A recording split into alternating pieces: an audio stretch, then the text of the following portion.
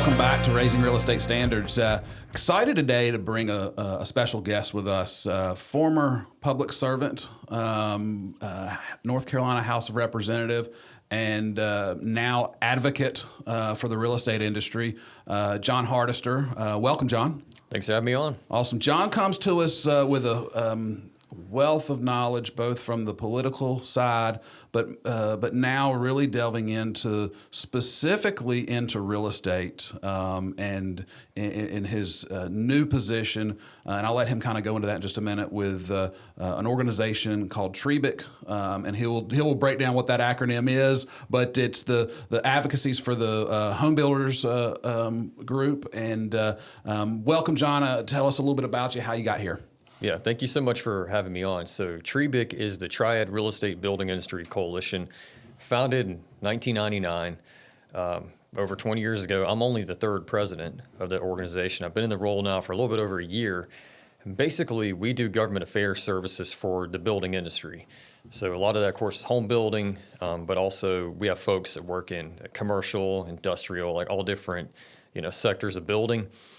We do government affairs at the local and state level, so we'll work with municipalities, counties on their UDOs, or sometimes we'll advocate for a text amendment. Sometimes we'll put checks and balances in place, like if we think the local governments may be straying a little bit outside of their expressed authority from the state. And often it's collaborative. Sometimes we have local government folks reach out to us for our opinion, so it's not like this combative sort of relationship. It's really a collaborative relationship we have with local government.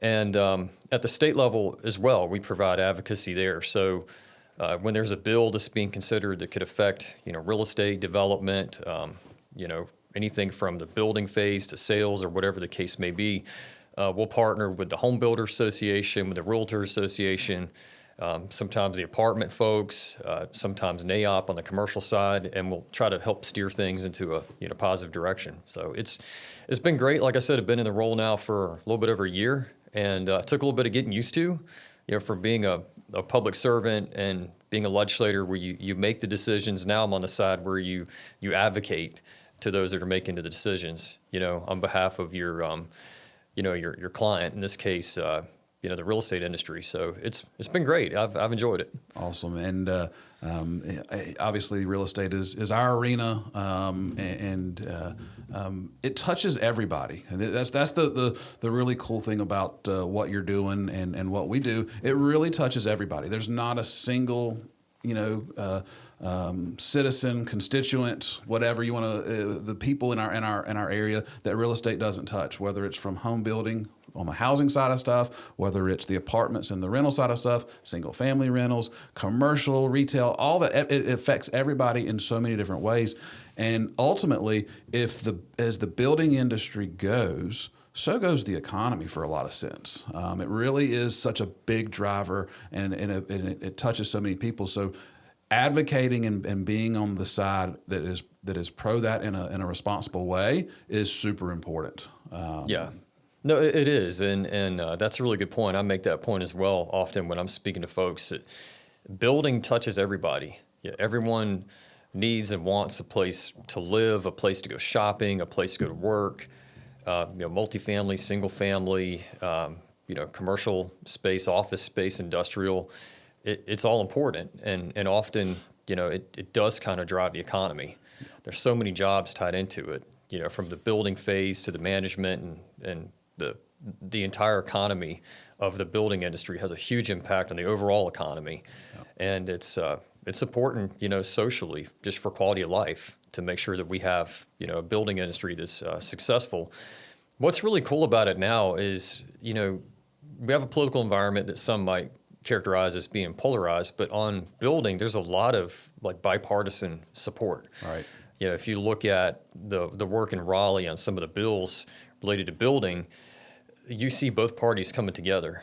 And if you look externally at the interest groups out there, you see some cases where you have groups that are more on the right politically, like Americans for Prosperity, and then a group that's more on the left, like Carolina Forward. They've actually come together and they're working on solutions to the housing shortage. Like, we need to build more. So what are some of those barriers, that are in place that we can remove to streamline it? What are some of the policies we can advocate for, in a bipartisan manner to expand, access to housing. Because at the end of the day, it's not a left or right issue. It's just a common sense issue that affects everybody. Absolutely. And I want to try to delve into one of the things. I'm not even sure, you probably better serve to answer this, but I know one of the things that I was help advocating when you and I went down to Raleigh together with the Realtors Association, and it is trying to pull back some of the not pull back some of the red tape, but it is pull back some of the red tape and streamline and make consistent across the smaller municipalities and even the larger municipalities what it takes to be able to get from dirt to an actual structure. You've got builders that are coming in, especially when you look at the Triad, and we're going to talk a little bit about the Triad and the economic impact in just a minute. But when you have growth, you have national folks come in, which is important to help the local economy because our small folks can't provide the ability to grow at scale like some of the national folks can. And when they come in, and every little community has 20 different ways of getting permitting and getting through the zoning stuff and all that and everything. Talk to us a little bit about why and how the legislature is trying to get a handle on that to make it easier for productive growth for the whole state, really. Yeah, right. So, on one hand, you have like basic regulations, like what authority does the local government have to regulate, and then what state regulations do you have to comply with, and you have DEQ, it's going to have regulations and permitting for environmental things like that. We want those laws and those statutes to make sense, but even perhaps more importantly than that is what you just said, where you have sometimes inconsistent application at the local level. And sometimes, very often, it's not deliberate, we found. When you have over, I think, 500 municipalities in the state, there's 100 counties, sometimes you have, for example, inspectors that don't understand the law or the latest version of the law, like if something changes. And of course, they get the building codes and they have access to the manuals and all that. But often they just misinterpret something or don't understand. And that's where Triad will go in and we'll talk to those folks, say, hey, look, I'll give you a good example. So there was an issue where a municipality was requiring permits for monument signs, like at the entrance of a subdivision, for example. Yep. If they're below 6 feet tall, they're not supposed to have a permit. And we went in and looked at the state law and said, yeah, they're not supposed to do that. So we informed them, and they were totally cool about it, like, oh, yeah, you're right, So one thing the General Assembly is working on now is trying to address that. And that's part of the impetus behind, for example, House Bill 765. It's got a lot of discussion going on it. Representative Jeff Zinger out of Forsyth County is a lead sponsor, but that's a bipartisan bill. And some parts of that bill are meant to sort of standardize the applicability of the laws at the local level and create a little bit more uniformity. There's one section of that bill, for example, that just simply says that I believe it's the first section of the bill. It simply says that local governments cannot exceed the authority granted to them in Chapter 160D. Just that alone says that if the law at the state level does not say you can do it locally, then you can't do it. In other words, you can't make stuff up, because I'm sure there are cases where that happens, but oftentimes it's not even, deliberate. It's just local folks sometimes, misinterpret, and then that's where we have to go in and clarify it, and then sometimes just making the law a little bit more clear in how it's written, so it's not, sure. You don't have to call up an attorney to get an interpretation. Yeah, and I talked about, when I kind of laid the groundwork for this, I talked about a lot of the national folks coming in. This really is not really, it doesn't affect them as much as it does the smaller folks, because let's just be honest, smaller builders, smaller organizations don't have the financial means to have the high-powered lawyers to be able to do the stuff that you just said. So what you're doing is you're advocating for, obviously, consistency across the board for everybody, but more importantly, that affects a lot of our local builders, your mom and pops, the people that are trying to get through because they don't have that ability to go in and fight the municipalities. They'll either pick up their stuff and move on to something else because the barriers to do that project are just too high. Totally, yeah. So if you're a larger company, you're well capitalized, you can have an attorney on payroll, like in-house. But if you're more mom and pop type builder, which is what a lot of businesses are, in the building industry, you don't have deep pockets where you can just have an attorney on speed dial all the time. Yeah. And so I think the state has a responsibility to try to make those laws clear and easier to understand, so that you're not struggling to ensure that you're in compliance. And having nothing against attorneys, we need attorneys, but you shouldn't have to get an attorney to clarify a law. Now, sometimes if a local government strays beyond their fiduciary or their statutory responsibility, then you might have to consider taking legal action. And but that's something we want to avoid. We don't want to see that happen. We want to see a situation where everybody knows what the rules are and everybody's playing by the same rules, and everybody understands what the rules are. Yeah, absolutely. Well, let's switch gears here for a second. So, went through a lot of the current stuff that you're doing with Triad, and it is admirable what you do. It is a lot of people benefit from your time that you're putting into this.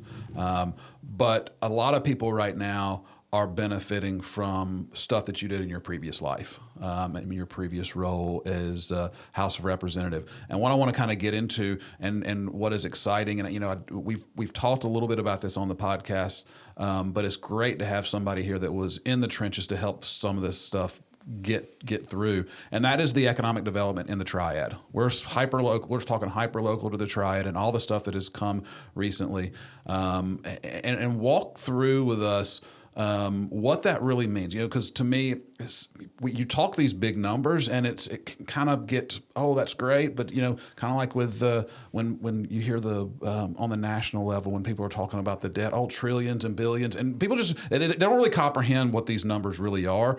But on the local level, let's back into some of the big ones that have come in, and what that really impact's going to look like as these things come online. Yeah, so if we go back in time to, let's say, 2010, the economy was still recovering from the Great Recession. Yeah. North Carolina at that time was not in a very strong position. We had fairly high debt at the state level.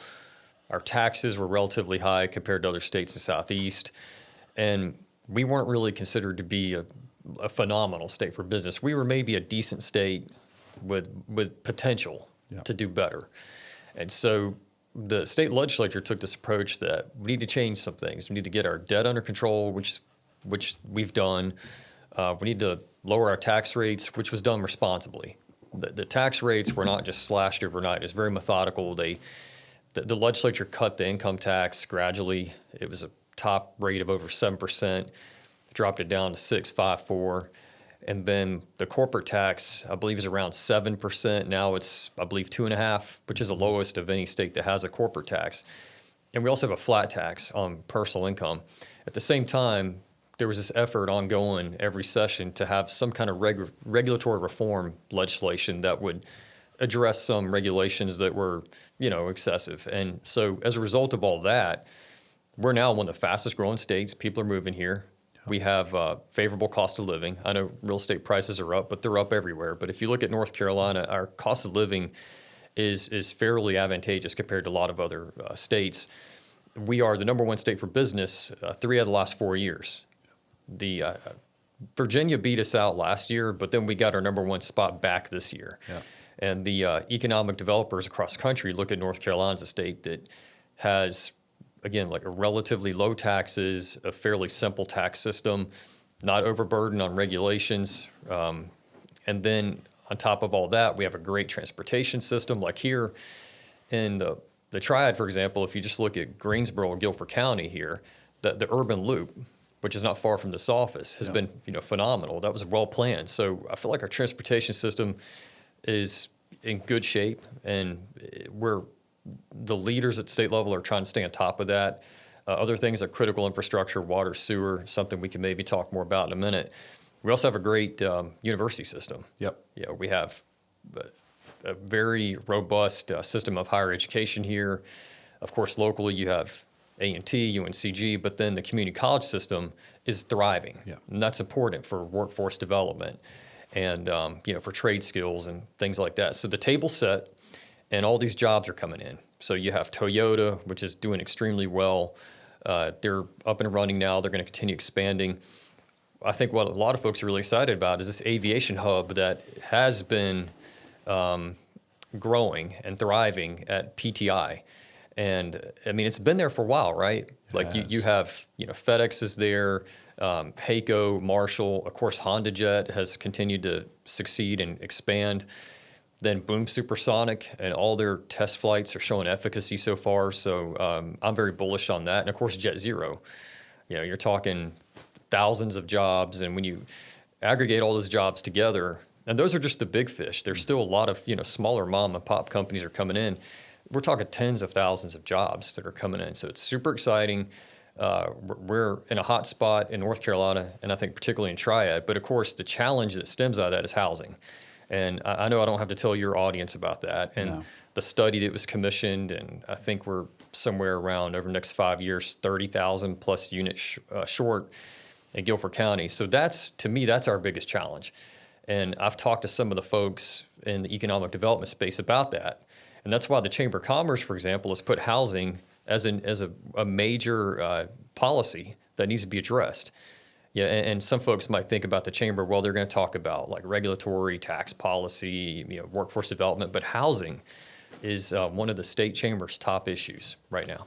And it's when you look into the housing, so the economic stuff is phenomenal, and the legislature put it in a plan of let's go get the business and get that kind of platform laid out. And as they start to come in, that's going to be the catalyst and the revenue and the income that comes from that to be able to help all the other things that go along with it. And now we're at the situation where housing is obviously a component of that, because there has to be heads and beds to be able to support these companies that are coming in, right?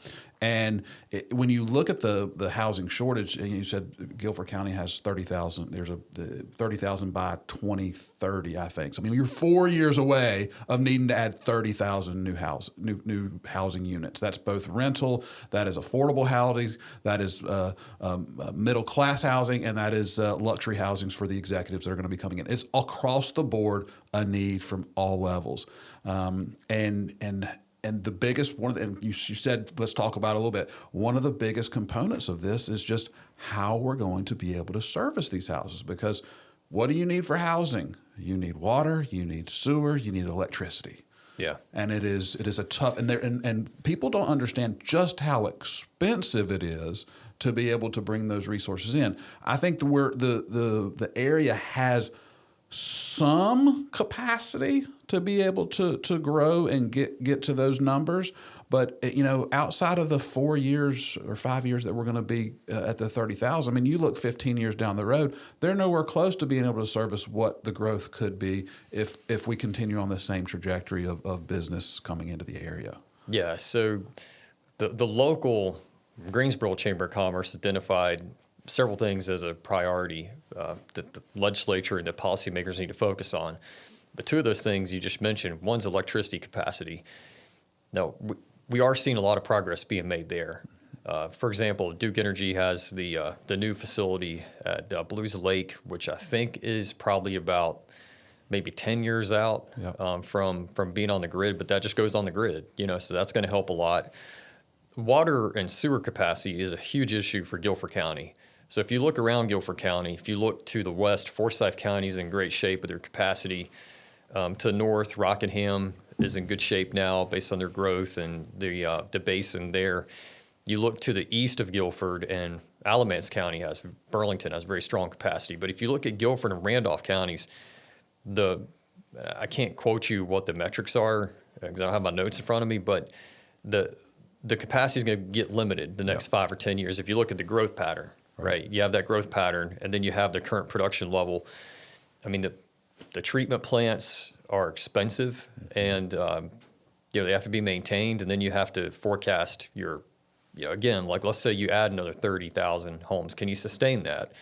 And then if you have another Jet Zero or another Toyota project, they take a tremendous amount of capacity, and that's why Triad spearheaded a study committee which ended up calling a steering committee on water and wastewater capacity, and it ended up that committee has morphed over and become part of the Piedmont Triad Regional Water Authority. And what we're doing there is we're talking to leaders in the area about the feasibility of creating a regional system between Guilford, Randolph counties. You combine forces, so you take, High Point does production, you have Greensboro, you have Randolph County is in the game, and then you have Asheboro, and then you have all the small towns. How can we collectively come together and finance it? Because it's going to be extremely expensive. We're thinking to fully effectuate a regional system be somewhere around $3 billion. Yeah. But that could include an infusion of some federal infrastructure money, some state, but certainly local. But the only way to make it work is for everybody to work together. Yeah, that was my question is, and you kind of hit on it, was how do you finance it? Because it seemed from the conversations, at least at the time when we were in Raleigh advocating from the realtors' perspective, that there really wasn't an appetite for state money for these projects, because the state's growing across. I mean, you guys set the stage for business growth across the state. So I mean, it is coast to the mountains to the coast. I mean, you look at Brunswick County, it is going gangbusters. Things are happening all over the state, and for the state to come in and finance these large local infrastructure, I don't think they have the appetite for it. Yeah, is what I gather. And so you're saying there's potential for some federal funds, potentially, yeah. but it really is going to come down to the local folks. It's going to, we're going to have to bear the brunt of those expenses. But at the end of the day, we're also going to get the benefits of the growth. Let's Totally. just call it what it is.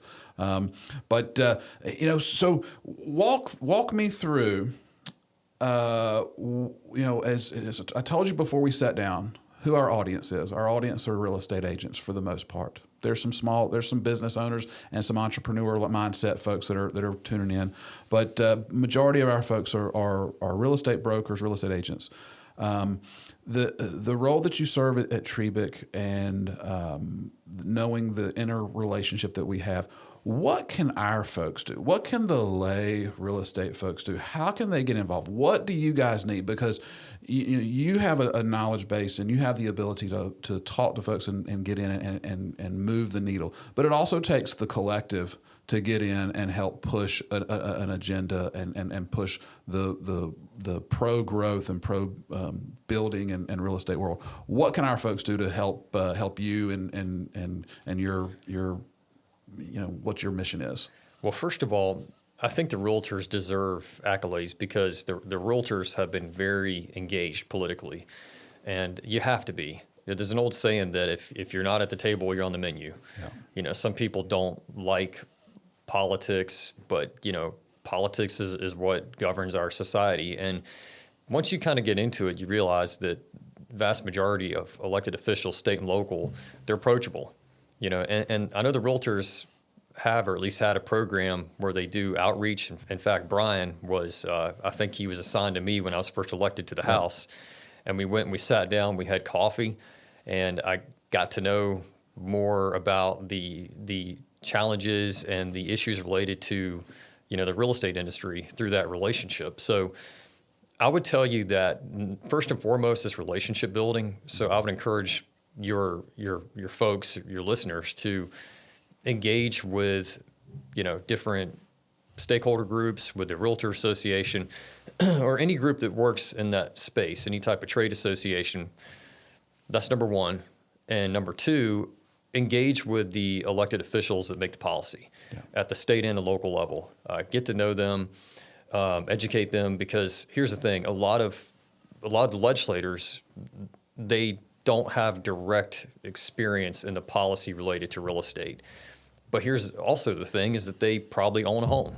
Yeah. They might have an interest in their children being able to afford to purchase a home. Like we were talking about before, real estate affects everybody. So first and foremost, it's relationships and just educating and building camaraderie and having open channels of communications with these people. And be forward thinking about it. Look at these issues that are affecting us now, and forecasting, what are those challenges going to continue to be down the road, and educate the policymakers on it. And again, the great thing about this is we're not talking about, left versus right type of issues. These are just common sense things that we know we need to build more. Two things can be true at once. You can have regulations that, protect the consumer, that ensure the integrity of building and protect the environment, but also are streamlined so that you don't have to jump through all these hurdles when you're building to get real estate to come online, to get your COs, to get your property listed, right? We can balance those two things out. So I would tell people, just get engaged. And again, the realtors, I think, have done a good job of that, but keep doing it. Get engaged and communicate. Awesome. I will tell you guys this from my perspective, and this is, some people may think that politicians are real people too. I know you don't. It's the talking heads that you see on TV. We may tend to believe something different, but they're approachable. Jon has always been approachable when he was serving, and I can say most, if not all, the people that I've approached are receptive, regardless of left, right, center, wherever they are. Our world is the realtors like to say, we're purple. We're on both sides of the fence. We don't care. We're about pro growth and that. And I would say this.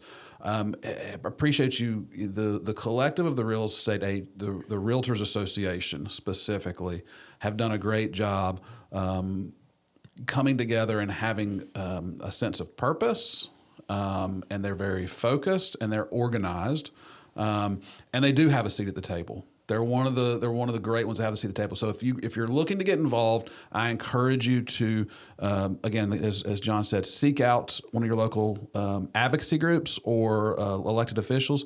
But if that scares you to death, open up your checkbook. The RPAC, now this is a plug for RPAC. The Realtors Political Action Committee is a phenomenal organization doing great things that is not left or right. It is just pro-growth of our area and pro-private property rights, which is important to everybody. So I encourage you guys to get involved in all of those things. As we wrap up today, I just want to say a special thanks to Jon for coming in. He is, for those that have not had a chance to meet Jon, I encourage you to reach out, say hello to him. He is very approachable and a wealth of knowledge and someone you should get to know. We appreciate all that you do for the industry. We appreciate all that you've done prior to being an advocate as an elected official, and I appreciate you coming on the show. Yeah, this has been great. Thanks for having me. Awesome. Thanks, Jon.